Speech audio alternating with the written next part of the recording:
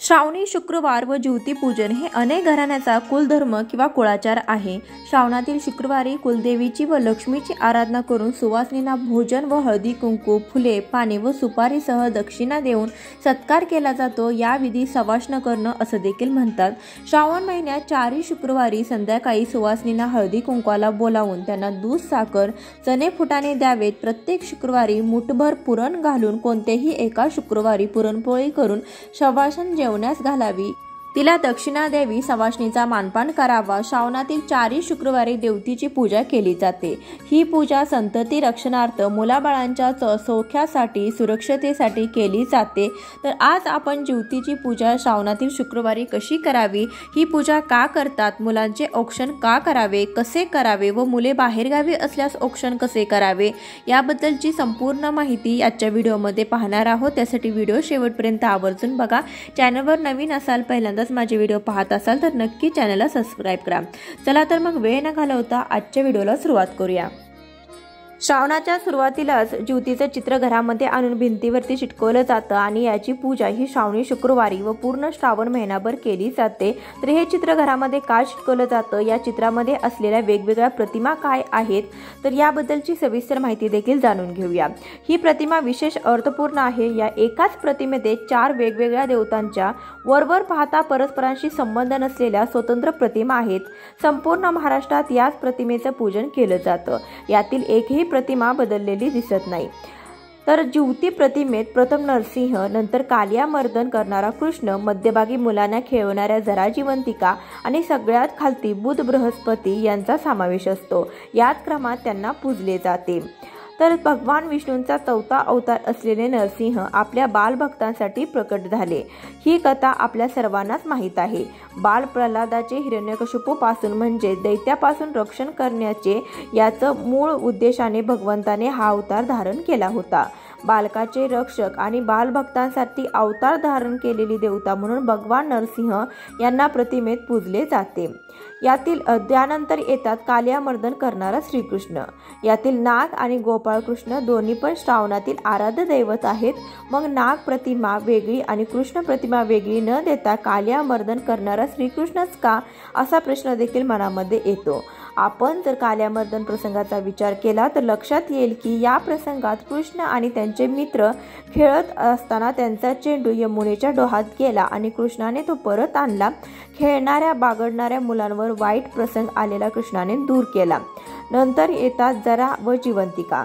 जरा व जिवंतिका या यक्षगणातील देवता आहेत। जरा या यक्षिणीबद्दल महाभारतात एक कथा येते।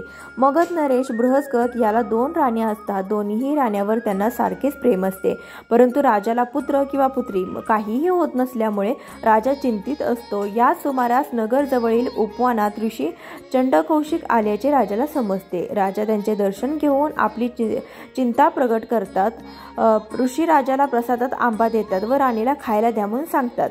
दोन्ही राण्यावर समान प्रेम असल्यामुळे राजा आंब्याचा समान भाग करून राण्यांना देतो। कालांतराने दोन्ही राण्यांना पुत्र होतो, परंतु केवळ अर्धा। अशा विचित्र आणि अर्धवट अभ्रकांना राजा जंगलात नेऊन टाकतो। त्याच वेळेस तिथून जरा नामक यक्षिणी जात असते। ती दोन्ही अभ्रक तुकड्यांना हातात घेते आणि आपल्या अवयव साधण्याच्या कलेने दोन्हीही शकलं साधते। जराने ते सांधलेले अभ्रक संध्या समयास बृहस्पत राजाला आणून देते।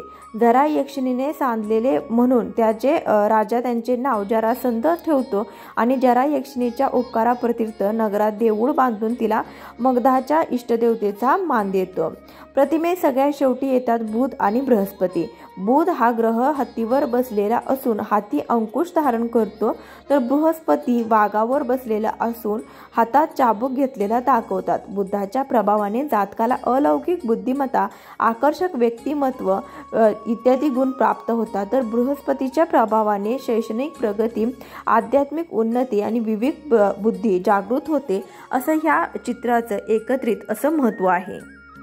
पूजा मांडणी करण्यासाठी ज्या जागेवर आपण पूजा मांडणी करणार आहे ती जागा स्वच्छ करून पाण्याने पुसून घ्यायची आहे। त्यानंतर तिथे छोटीशी रांगोळी काढायची। रांगोळीवरती हळदी कुंकू व्हायचं, फूल व्हायचं, भूमिपूजन करून घ्यायचं। त्यानंतर त्यावरती पाट किंवा चौरंग मांडायचा, त्यावरती लाल वस्त्र अंतरायचं आणि सर्वात आधी दीप प्रज्वलन करून घ्यायचं।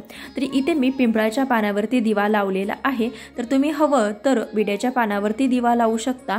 दिव्याला नेहमी आसन द्यावं, याशिवाय दिव्याच्या खाली आपण असं काही एखादं झाडाचं पान ठेवलं तर नक्कीच दिव्यामुळे आपलं जे कापड आहे तर ते खराब देखील होत नाही।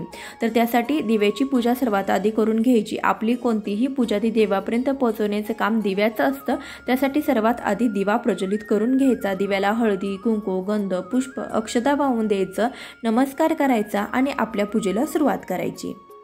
यानंतर गणपती बाप्पांची पूजा करून घ्यायची। जोड विड्याच्या पाण्यावरती अक्षता ठेवून त्यावरती हळदी कुंकू वाहून गणपती बाप्पांची मूर्ती ठेवावी। गणपती बाप्पांना हळदी कुंकू गंध पुष्प अक्षता व्हायचे आहे, गिरजा वस्त्र व्हायचं आहे, कापसाचं वस्त्र व्हायचं, त्यानंतर फूल 21 दुर्वाची जुडी देखील अर्पण करायची आहे। श्रावणामधील प्रत्येक दिवस हा अतिशय खास असतो आणि शुक्रवारी केली जाणारी ही ज्योतीची पूजा देखील मुलांच्या रक्षणार्थ केली जाते। त्यासाठी प्रत्येकाने ज्योतीची पूजा ही प्रत्येक आईने करायलाच हवी। तांदळाचं आसन देऊन त्यावरती हळदी कुंकू वाहून त्यावरती ज्योतीचं चित्र ठेवलेलं आहे। ज्योतीच्या चित्राला देखील हळदी कुंकू गंध अक्षता वाहून घ्यायच्या। त्यानंतर या दिवशी ज्योतीच्या चित्राला आघाडा आणि हाराळी यांची हाराळी म्हणजे दुर्वा यांची एकत्रितपणे माळ घातली जाते करून।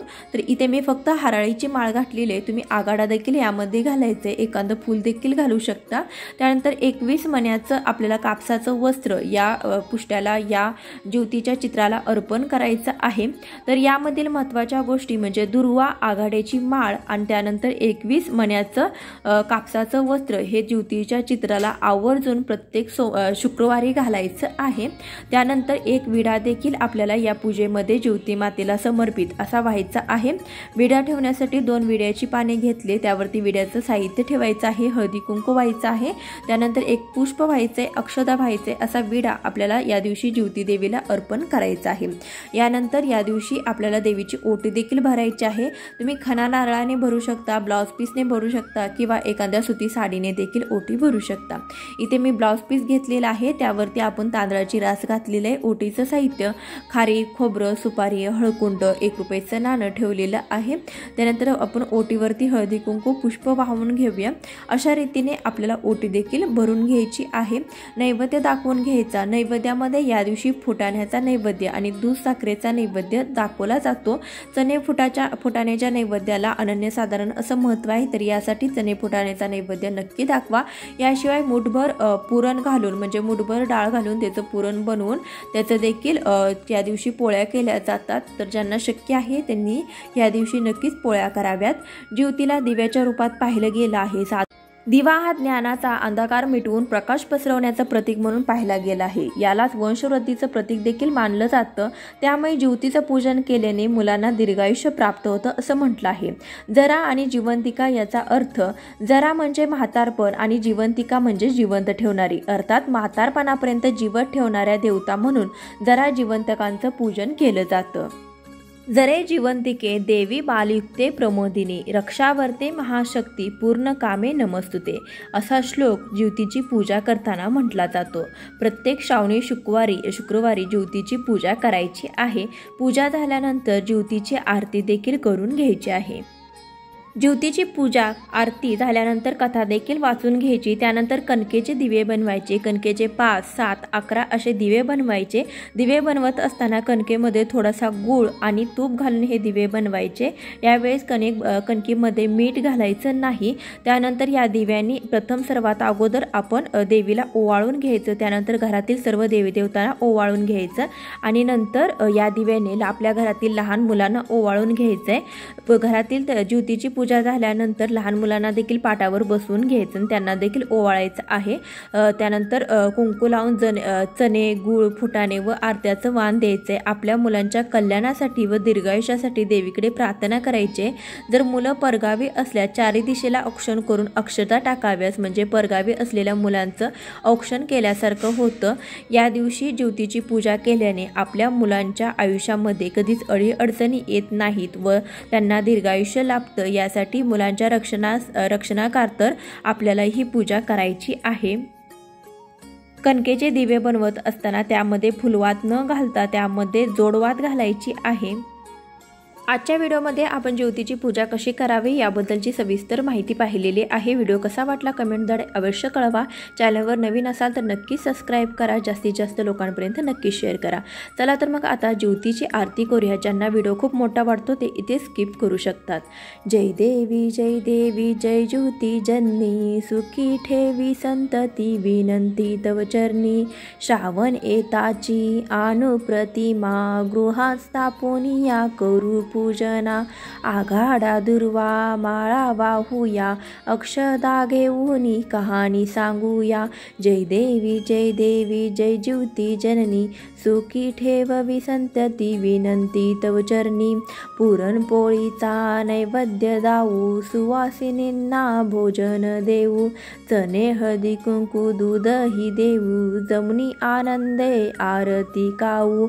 जय देवी जय ज्योती जननी, सुखी ठेवी संतती विनंती तव चरणी। सटवीची बाधा होई बाळांना, सोडविसी त्यातून तुची तयांना। यासाठी तुझला करती प्रार्थना, पूर्ण ही करी मनोकामना। जय देवी जय ज्योती जननी, सुखी ठेववी संतती विनंती तव चरणी।